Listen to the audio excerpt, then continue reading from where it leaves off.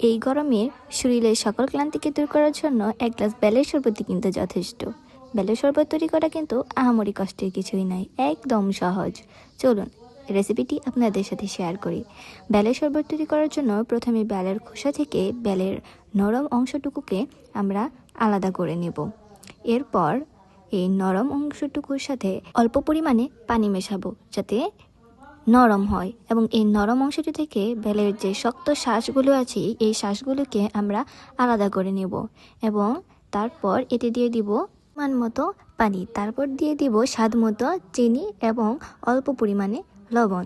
তারপর লবণ এবং চিনিকে সুন্দর করে মিশিয়ে নিব। এরপর একটি ছাঁকনির মাধ্যমে সুন্দরভাবে ছেঁকে নেব যাতে আঁশগুলো না থাকে। এরপর একটি গ্লাসে শরবত ঢেলে অল্প পরিমাণে বরফ দিয়ে পরিবেশন করলেই রেডি ঠান্ডা ঠান্ডা বেলের শরবত।